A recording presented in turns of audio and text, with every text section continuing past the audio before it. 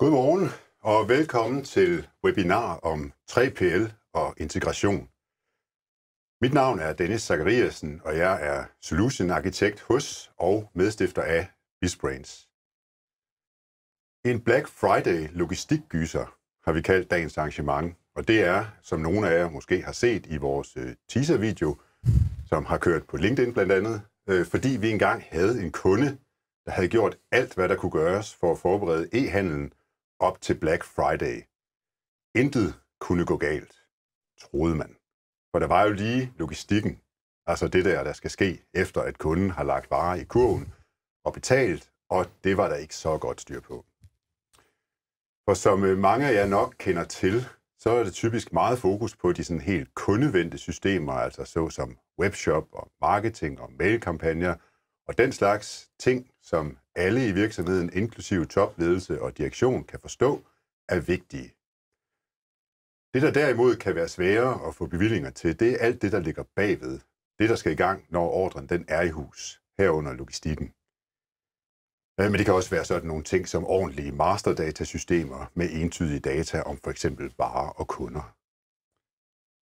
En løsning med hensyn til denne logistik backend, det kan jo være at investere i bedre lager, bedre VMS, altså Warehouse Management System, osv., og så få setup'et dimensioneret efter for eksempel Black Friday-behovet, altså når det peaker. Men det er dyrt, og et alternativ det kunne være at finde en partner, som lageret kan outsources til.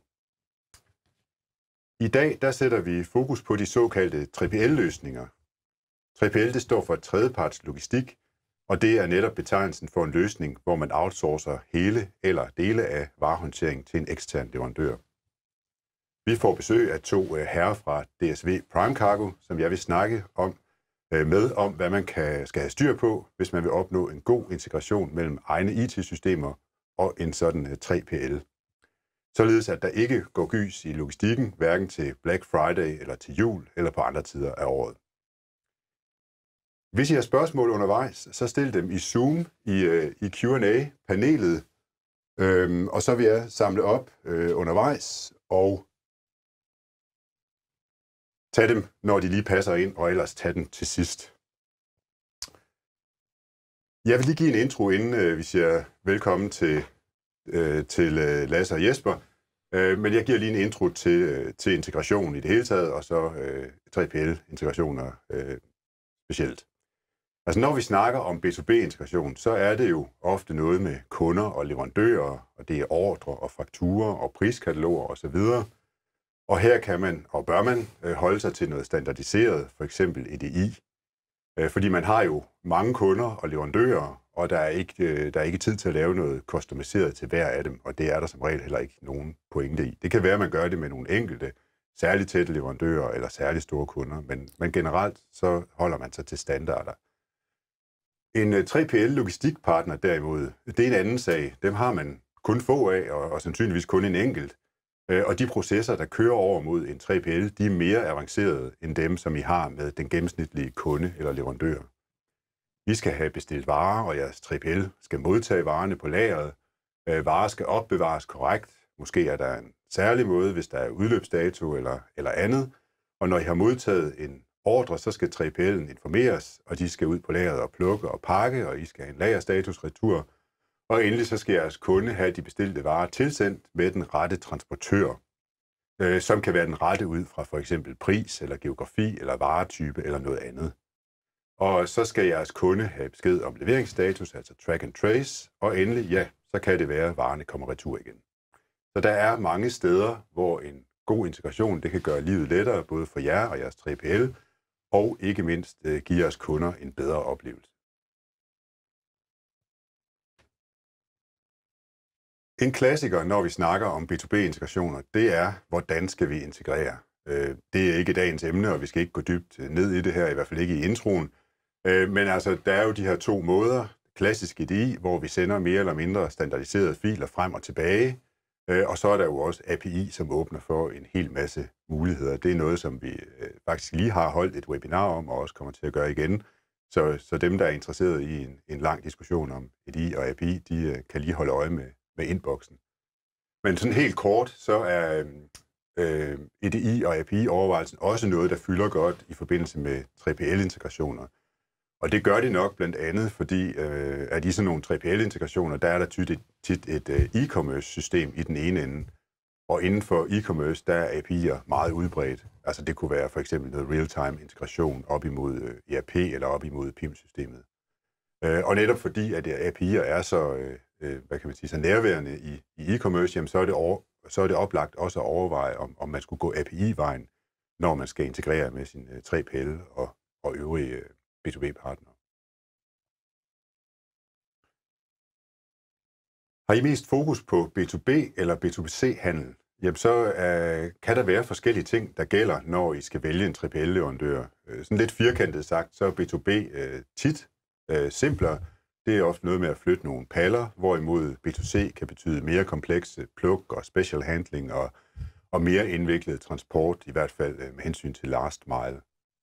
Men efterhånden, som vi alle bliver forventet med lækre e-commerce løsninger privat, og også ultrahurtig levering, jamen så stiger vores forventninger til e-handel på jobbet. Og det er en sandhed, som e-commerce-udviklerne i lang tid har været klar over, og det er også noget, der kommer til at kunne mærkes i logistikledet, og det kan det helt sikkert allerede. Det kan vi jo spørge dagens gæster om. Så godt nok, ja, B2B og B2C kan være to meget forskellige ting, men det kan også smelte sammen, og så der ikke nødvendigvis er så stor forskel, heller ikke inden for logistik. Så lige en kort afstikker her til en lille reklame, kunne man sige.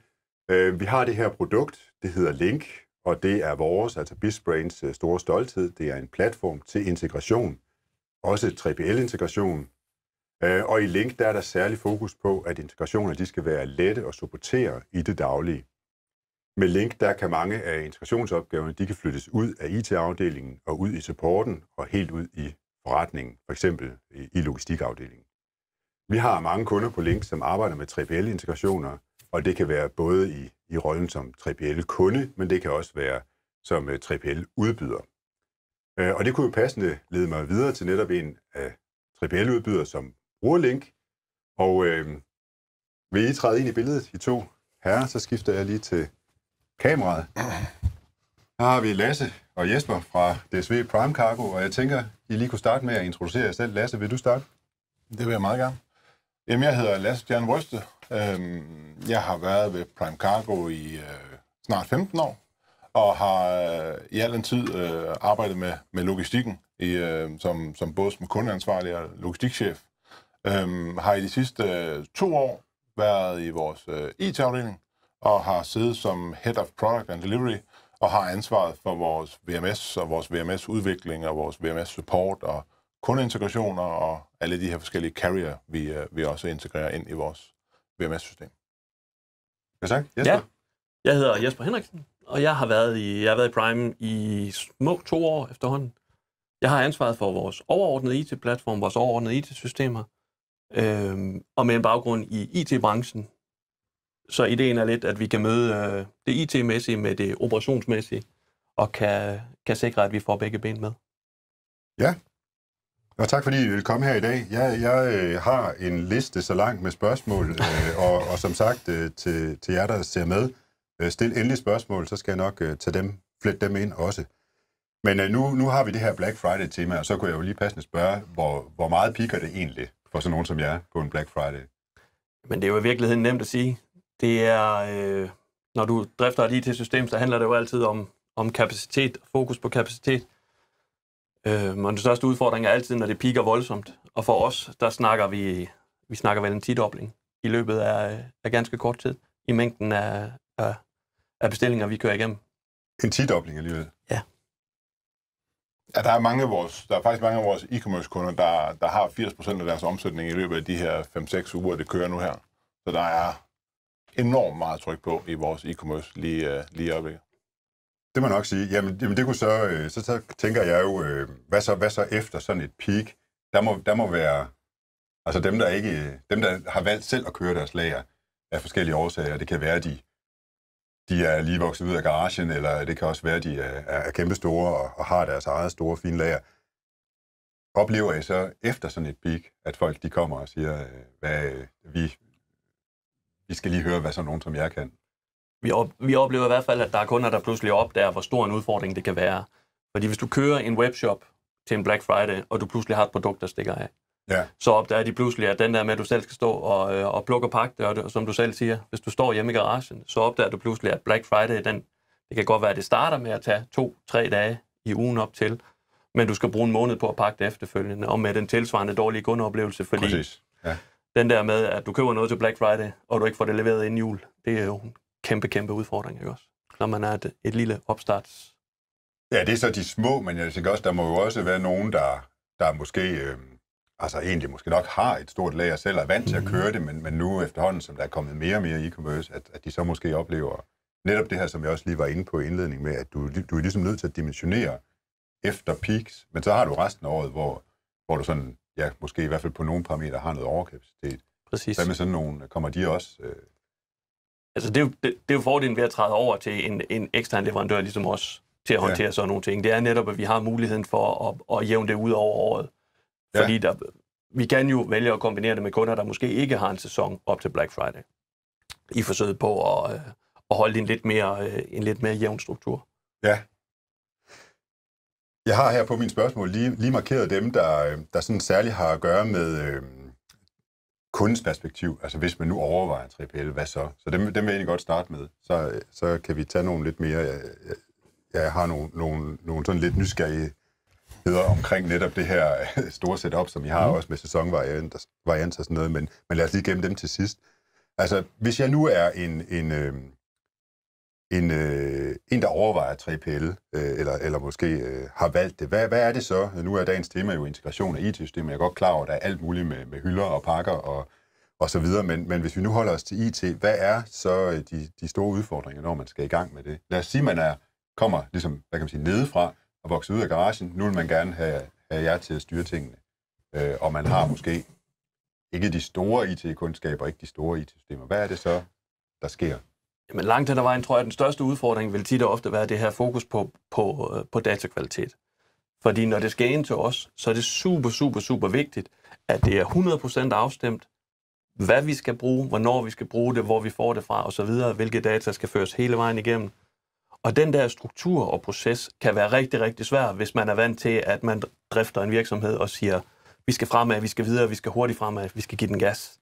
Så kan det være svært, at vi kommer og siger, jamen prøv at høre, I skal udfylde det her skema, de data her, de skal være på plads, for at det kan lykkes. Ja. Det er jo så der, vi har en kæmpe opgave i forhold til specielt iværksætter-mindset, og sikre, at vi kommer med en løsning, der kan tilpasses dem, men som også er firkantet nok til, at du får en konkret proces, så vi har styr på, hvad der foregår igennem hele ledet. Ja, så rent praktisk, hvad er det så? Altså, nu tænker jeg på integration. Du nævner datakvalitet. Det har jeg også erfaring med, at det kommer og rammer en på et tidspunkt. Men i forhold til, hvor meget er jeres sådan krav til automatiseringen? Altså, skal man have op at køre med EDI eller API'er for, at det fungerer nede vi er, eller er der andre muligheder for ligesom at få data frem og tilbage? Jeg tænker, vi har en løsning, hvor vores mål vil altid være en fuld integration, hvor vi både har helt fra masterdata til indkøbsordre, til salgsordre, til returordre, til lagerreguleringer. Det vil vi gerne have ind, så det kører i et flow. Men der er også nogle kunder, der er udfordret på at levere måske indkøbsordre. Jamen, så har vi en portal, man kan tilbyde, så du i stedet for at lave integration, så kan du egentlig bare taste dine indkøbsordre den vej igennem. Så man kan lave en 50-50 løsning, hvor noget flyder helt i en integration, og så resten kan tastes som portalløsning. Ja, og det rammer faktisk lige ned i et af de spørgsmål, jeg har her, fordi nu har jeg i hvert fald fra sidelinjen noget erfaring med folk, der skal op og køre med 3PL, og der kan det nogle gange være en stor mundfuld, ligesom at skulle have automatiseret alle integrationerne. Så kan I sige noget om sådan de lavt hængende frugter, hvor man siger, at her er det faktisk en god idé, og i hvert fald lave 1, 2, 3 af dem her, så de kører helt system til system. Hvad kunne det være for nogen? Jamen altså, det er klart, at salgsordren skal altid flyde automatisk. Der skal være en integration på plads med den. Og så kan man sige, at når vi laver noget reguleringer på lageret, jamen der er det også vigtigt, at kunden får et svar på det med det samme, at blive oplyst om, at nu har vi af den ene eller anden årsag lavet en eller anden form for regulering. der skal også være en integration på plads. Og så også, når vi snakker e-commerce, jamen, så er hele returflowet er også vigtigt at have på plads i forhold til, fordi det kunderne vægter det på, jeg har sendt noget retur, jeg skal have mine penge retur, og det skal jeg have så hurtigt som muligt. Så den del skal også være på plads. Det er i hvert fald nogle af de primære.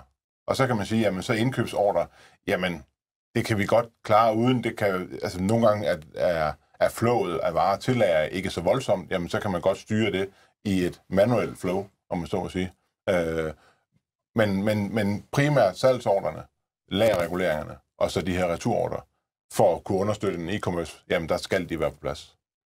Hvad med sådan en ting som lagerstatus? Jeg ved, det er i hvert fald for, hvis vi bliver ved de her lidt, hvad kan man sige, lad os bare sige, de her kunder, der er vokset ud af garagen, jamen, så er det jo også tit noget med måske en Shopify eller tilsvarende sådan lidt, hvad kan man sige, ikke så customiserbar webshop. Ja. Og hvordan i forhold til sådan at holde styr på der, hvad I egentlig har på lageret, og hvad der er på vej ind, og hvornår vi kan levere. Hvordan gør man det? Hvis det er automatiseret. Vi kan arbejde med at sende. Vi har ikke, fra vores VMS-system har vi egentlig ikke sådan en lagersynkroniseringsfil, hvor vi kan sende det her. Der arbejder vi med nogle rapporter, hvor man så på daglig basis, på hver nat, 2 gange om dagen, hvad kunden nu ønsker, så kan man sende et lagerstatus og sige, sådan her ser beholdningen ud lige nu, så man kan få opdateret sin hjemmeside, hvis det er tilfældet, med det man skal bruge det til. Så den vej igennem kan man sørge for, at lagerne er synkrone, for det er selvfølgelig enormt vigtigt, at når du bestiller på en hjemmeside, at du så også, okay, nu har jeg lagt den i kurven, så skal den også være tilgængelig. Du skal ikke opleve det her ret mange gange på en hjemmeside, hvor dit lagertal ikke stemmer, og så er du bliver nødt til at skrive til kunden bagefter. Den kan desværre ikke levere. Det giver en dårlig oplevelse, så de der lagersynkroniseringer er selvfølgelig vigtige. Så det kan vi egentlig sætte op til at køre på time. Og kan det køre, så kan man selvfølgelig modtage et eller andet, som man så selv skal taste ind og sortere. Hvad har I forskellige vi kan lave nogle forskellige formater, som kunden enten bare en simpel Excel-fil, som kunden selv kan opdatere, men vi kan også sende det i forskellige XML-løsninger eller CSV'er, eller hvad man nu kunne ønske, og så kunden selv kan indlæse det, hvis det er man vil. Jeg vil i hvert fald sige, som forbruger, der er det noget, jeg går meget op i, og jeg havde en snak med det var så en møbelfabrikant her den anden dag, hvor de netop havde fået det her til at køre. Det var så op imod en stor tysk webshop, hvor de jo så kunne gå ind og skrive ud på deres. De havde egentlig skrevet, de har bare sat sådan en stor buffer ind og sagt, du kan have dine møbler om 4 uger. Så har de ikke sagt for meget. Men efter de fik det her til at køre, så kunne de så sætte den ned til 2 uger. Ja. Og det oplevede de simpelthen et større salg, fordi folk gider ikke at vente så længe på noget, hvis de kan få noget, der er næsten lige så godt, som hurtigt kan komme frem. Præcis. Så jeg tror i hvert fald, det er et sted, hvor der er meget. Det er ofte, man sidder og kigger efter den her grønne lampe. Er den på lager? Er den ikke på lager? Ja. Hvis den ikke er der, så hopper du videre. Ja. Hvis den så står til at være på lager, og du så får en oplevelse af, at det var den ikke alligevel, jamen så det er klart, det skal være. Ja, vi er ved at være nogle kritiske forbrugere. Også i B2B.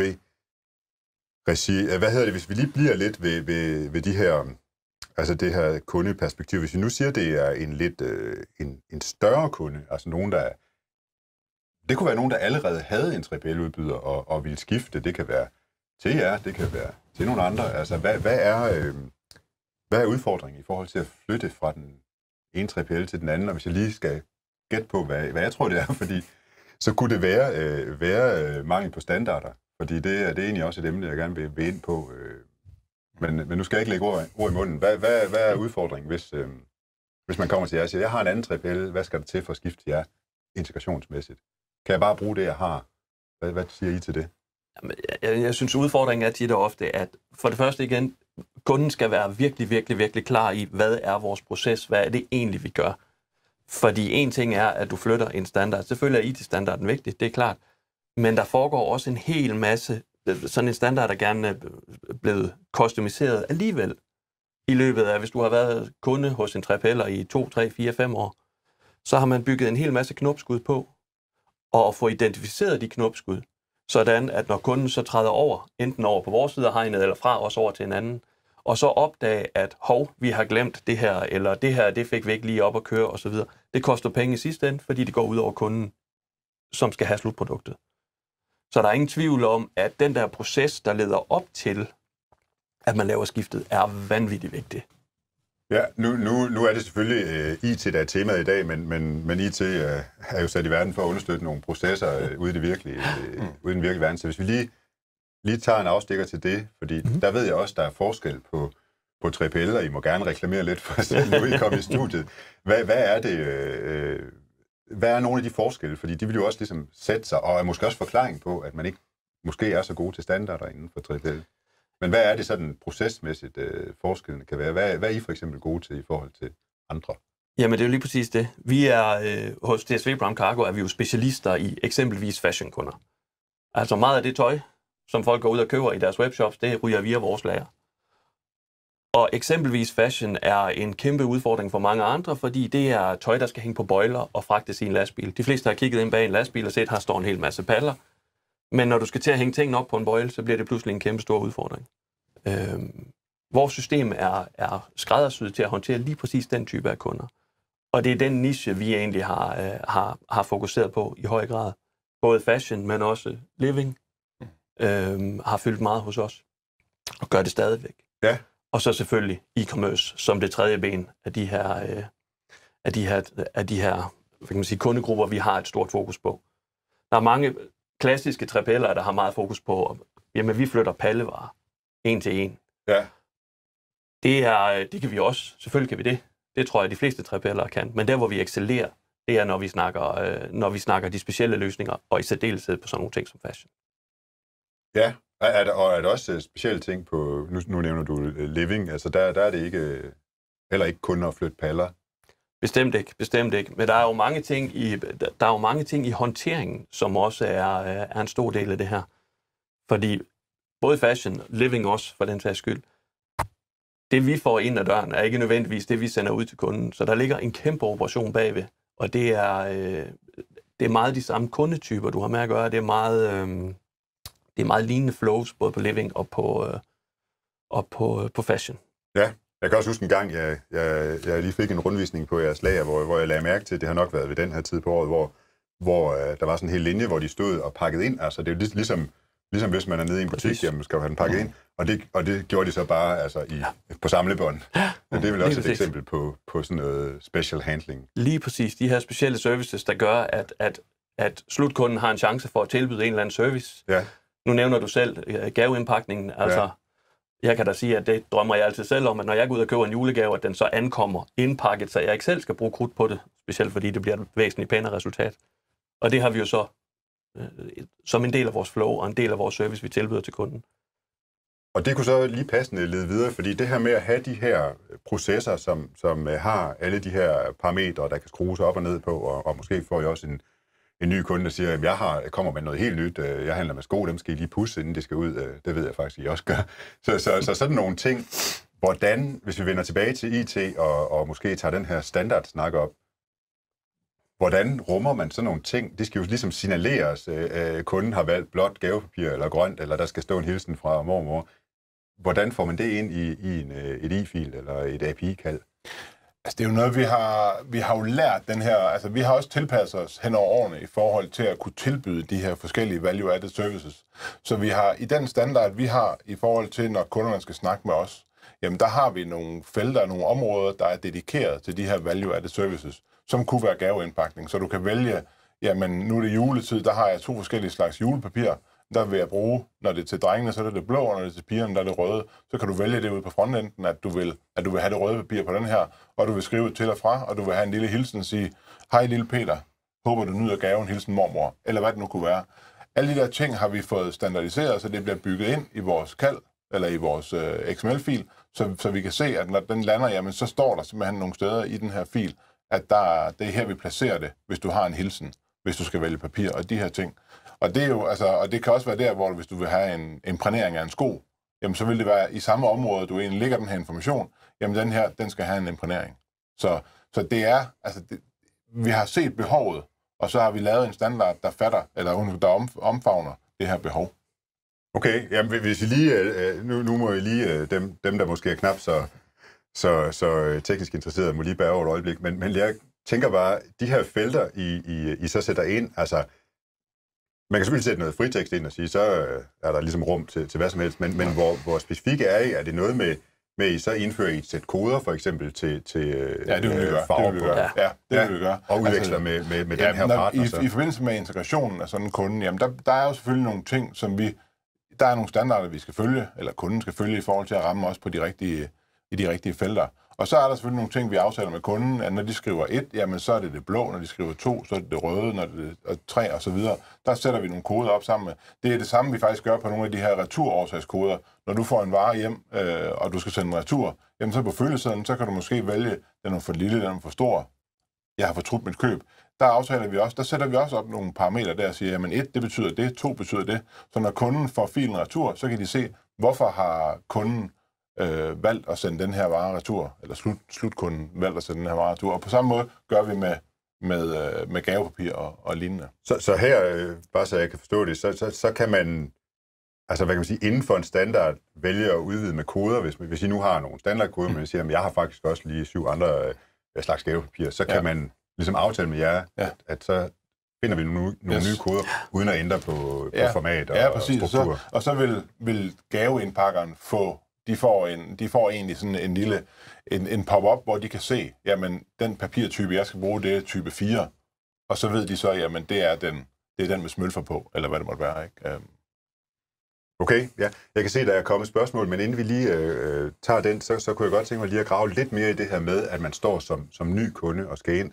Og det kan så være, at der er 2 forskellige svar, om man er, som sagt, vokset ud af garagen, eller om man er kæmpestor ved at skifte 3PL.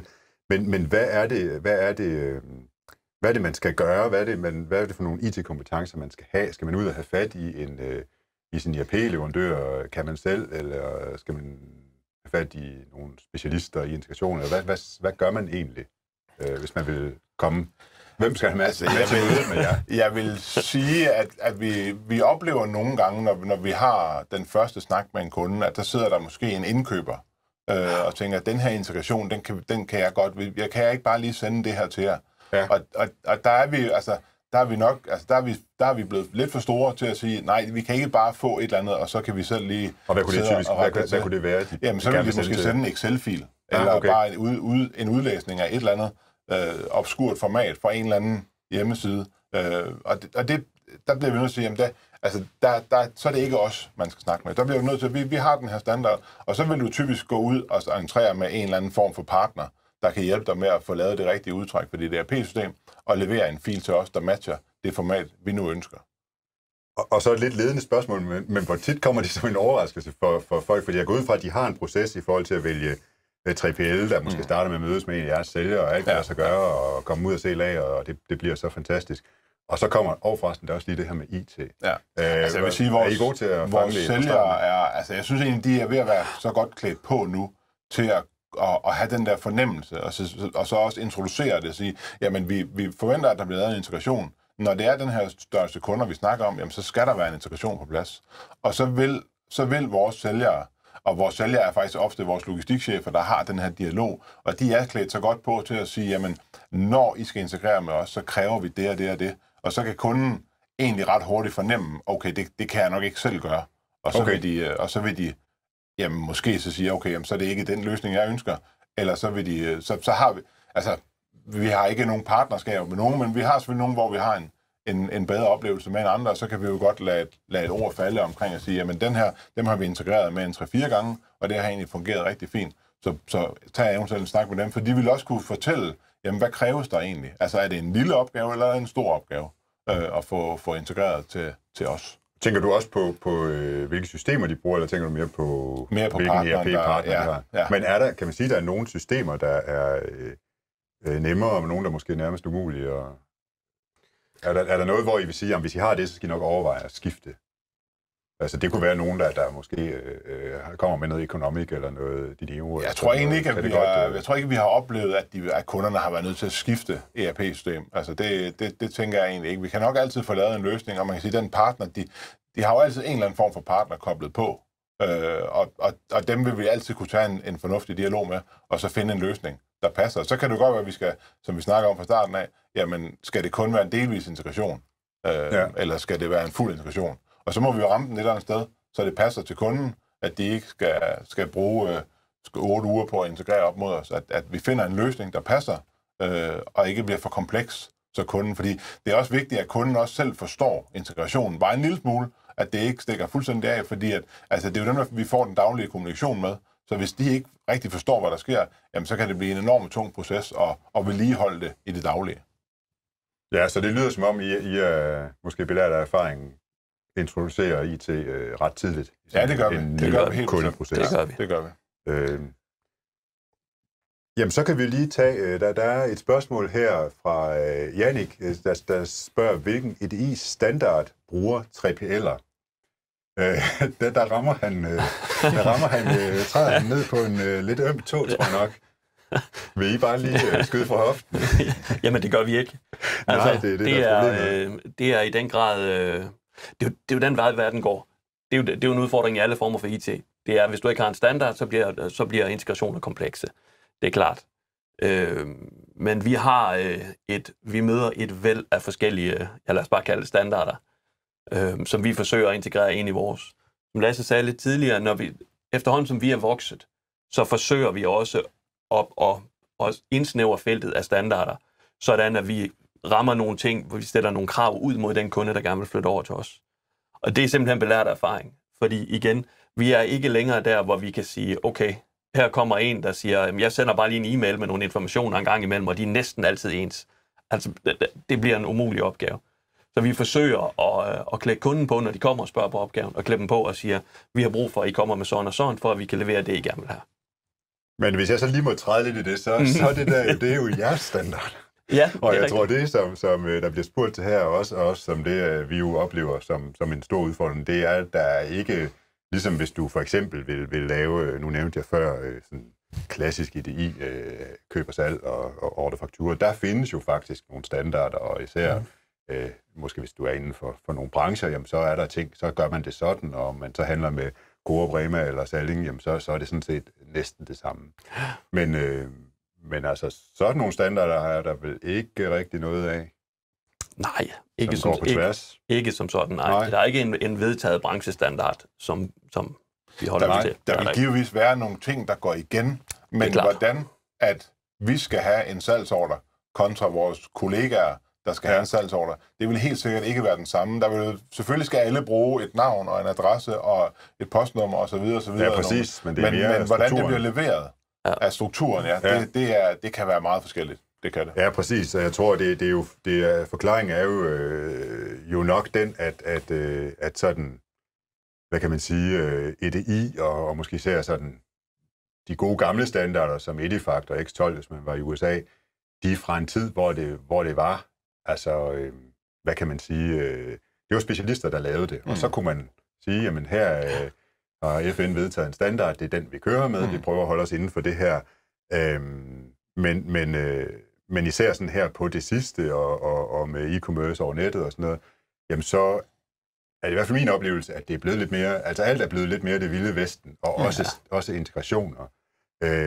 Og jeg har også et punkt stående her, der hedder EDI versus API, og det kunne vi jo passende lige prøve at komme en lille smule ind på, i hvert fald sådan konceptuelt, fordi der er jo rigtig mange, i modsætning til før, hvor integration, det var for sådan nogle nærmest folk i hvide kitler, der så kunne Edifact forfra bagfra, så integration er jo nu, kan jo være en webshop-programmør, som er super dygtig til REST og JSON og CSS og HTML og hvad ved jeg, der siger, jamen det kan jeg da lige kode. Sådan en, jeg kan da hurtigt lige kalde det. Har I ikke nogen API'er, jeg lige kan kalde?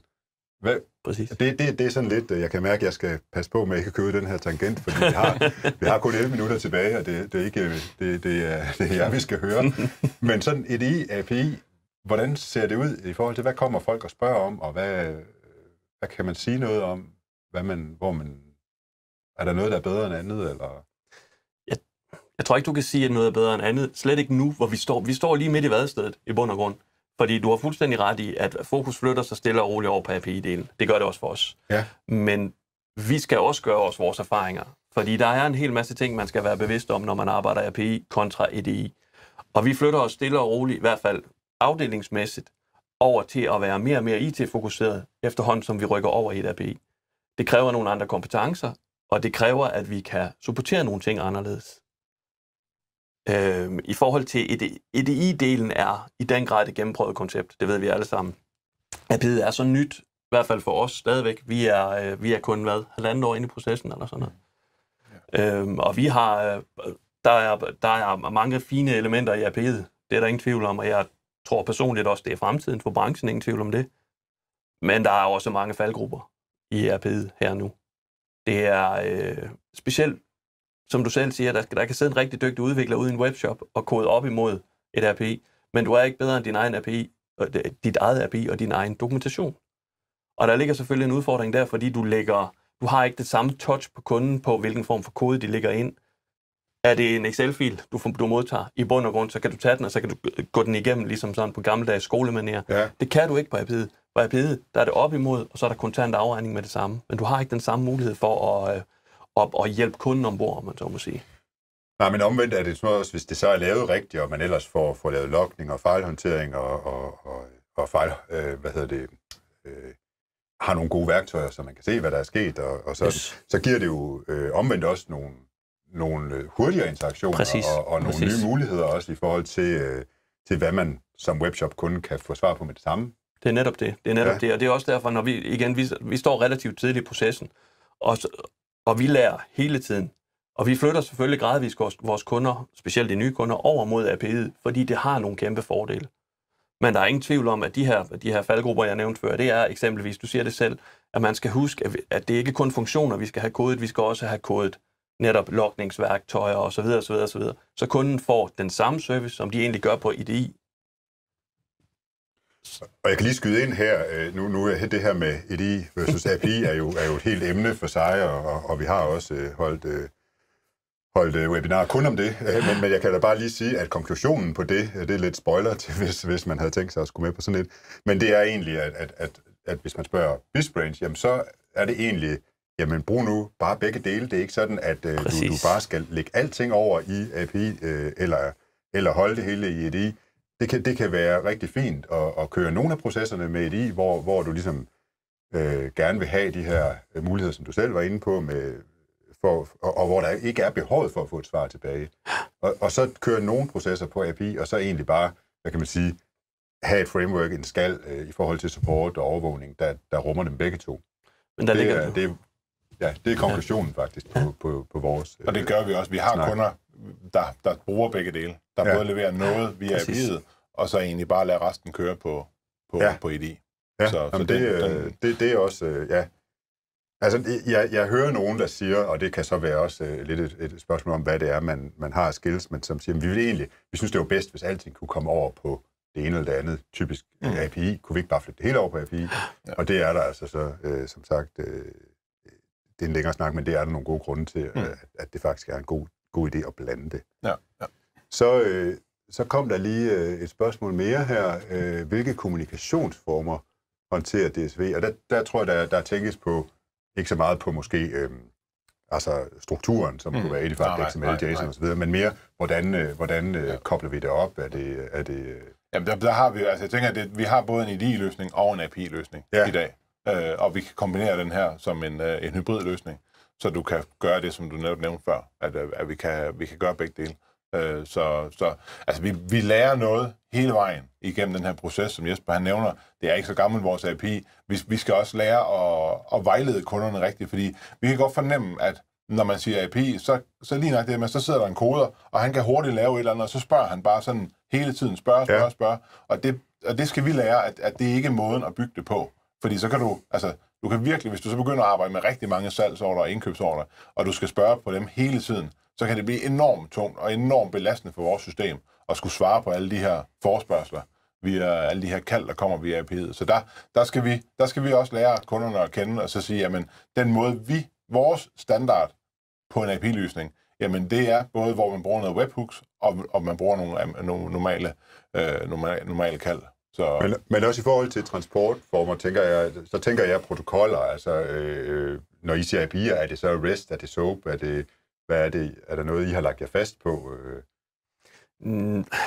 Og med EDI for eksempel, er det understøttet i FTP, er det AS2? Det ved jeg ikke, om det er noget, I har svaret på, men jeg tænker, det er et REST API, vi benytter, og det er også en FTP-løsning, når det er EDI. Ja, SFTP. Ja, det kan vi Okay. også. Jamen, jeg tror, det er det, der bliver spurgt til. Så lad os sige, det ja. er svaret. Og så siger de, nu kalder de jer DSV. Hvilket jo så lige kan få mig til at spørge til det er ret relativt nyt, ikke? Det må man sige. Det står lige midt i... Ja, vi står i lige midt i overgangen overgangen ind til DSV. Det er rigtigt. Vi har jo heddet Prime Cargo indtil for... det har været 1. januar. Lige, det er snart år siden, hvor vi blev overtaget af DSV, eller købt af DSV. Ja. Netop. Så I er blevet meget store. Det er vi lige pludselig. Det er vi pludselig. Herhen i på vores lille Kolding-kontor, der fik vi jo lige fornøjelsen af et antal nye kolleger, kan man sige. Vi blev faktisk, var det 100 gange så store, var det vi regnede ud på et tidspunkt. Så det er en stor forretning at træde ind i. Og grunden til, at vi træder ind, er blandt andet det her fokus, vi nævnte tidligere på specielt e-commerce. Ja. Det er et sted, hvor DSV havde et håb om at vokse ind i markedet. Det gjorde de, fordi de købte os. Ja. Og de vil simpelthen gerne have mere fokus på det, både i vores, blandt andet på grund af vores automatiserede løsninger i forhold til AutoStore og sådan nogle ting. Og hvis vi lige skal binde en fin sløjfe på det i forhold til det her, vi snakkede om, så altså man kan ikke sige, altså DSV har jo været stor på at flytte ting fra A til B, og dermed integrationsmæssigt på fragtbrevet, altså eller booking, eller hvad man nu kalder det, og andre også, men primært fragtbrevet, hvor vi skal have flyttet noget herfra hertil. Og der har de jo, jeg ved i hvert fald, der er mange, der siger, skal vi ikke bare bruge DSV-måden, fordi så den har vi. Og så er det blevet sådan lidt en standard, sådan lidt, hvad kan man sige, fordi det er praktisk. Ja. Det er ikke fordi, at FN har vedtaget det, men så er det fordi simpelt. Det er praktisk. Når det er fragt, så er det også forholdsvis simpelt. Hvis du skal snakke 3PL, vi skal simpelthen bruge nogle flere oplysninger. Der er mere data, der skal udveksles, når vi snakker en 3PL-løsning, når vi skal plukke nogle varer på lager, vi skal håndtere nogle varer på lager. Jamen der kræver vi simpelthen noget mere data, end det er nødvendigt at lave, for at lave en booking af en fragt fra A til B. Ja. Så det kan vi se. DSV vi har en dialog med vores kollegaer i DSV nu her, hvor når vi snakker API, hvor vi siger, at de har faktisk en API-løsning på fragten. Ja. Men det er jo, altså, det er så meget her, og når vi kigger på vores eget API på 3PL-løsningen, jamen så er vi herude, ikke? Altså, så det er ikke, du kan ikke helt, det er ikke at sammenligne æbler med æbler. Altså, der er stor forskel på sådan en løsning. Men det, som jeg egentlig sådan lige havde i baghovedet, det var, at nu har DSV kvæg sin størrelse jo fået, man så også på grund af fragtbrevet sådan relativ, hvad skal man sige, enkelhed, siger du så. Ja. Men hvis man nu skulle forestille sig noget af det samme ske omkring 3PL, kunne man forestille jer, nu har I jo en god standard, altså jeres egen standard, men via nu jeres størrelse og altså gennem DSV, om man kunne forestille sig, at den måske også voksede på samme måde til måske at blive en standard. Det kunne da være fint, hvis DSV Prime Cargo, det blev standarden for markedet i forhold til API-løsninger for 3PL'er. Det ved jeg ikke. Altså, vores løsning er stadigvæk ung og skal vokse så stor og skal have lidt mere sul på kroppen, inden den bliver 100 meter mester i det her. Men det er da klart, med den størrelse, vi har fået, og med det, vi har i ryggen nu, vi kan skubbe på, jamen, så skulle det være ærgerligt, hvis vi ikke kunne blive sådan nogenlunde markedsledende i forhold til, hvordan et API op mod en 3PL'er, den skulle skæres. Ja. Vi er ved at nærme os afslutningen, men så kunne jeg jo lige lidt provokere spørge, ønsker I en standard? Fordi så bliver det jo nemmere, og det bliver nemmere at skifte til jer, men det bliver også nemmere at skifte væk, hvis der nu var standarder på 3PL. Hvordan...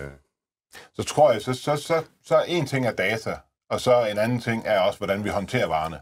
Præcis. Altså, fordi en ting er integrationen, den skal vi nok, men der tror jeg også på, at det produkt, vi leverer fra lageret, fra operationen, altså der skal vi også distancere os. Og en standardløsning, det bliver det aldrig. Altså, det tror jeg ikke på. Den vil altid være differentieret i en eller anden sammenhæng. Jamen, vi kan tilbyde noget med noget gaveindpakning.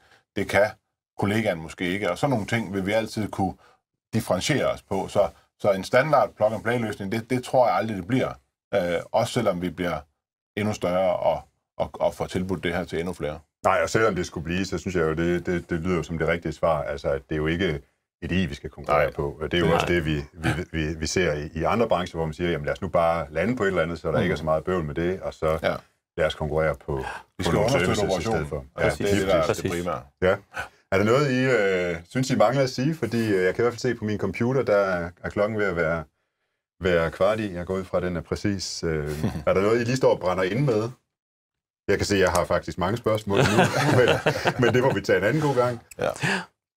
Nej, det tænker jeg ikke. Altså, jeg synes, vi er kommet fint omkring. Ja, det synes jeg. Det synes jeg. Jamen, så tror jeg bare, at vi skal sige tak for i dag, og tak fordi I kiggede med. Og så, som sagt, hold øje med inboxen, så kommer der flere invitationer til spændende, og hvem ved, det kan være, at vi skal mødes og tage resten af spørgsmålene en anden gang. Gør vi gerne. Det var hyggeligt. Ja. Tak for i dag.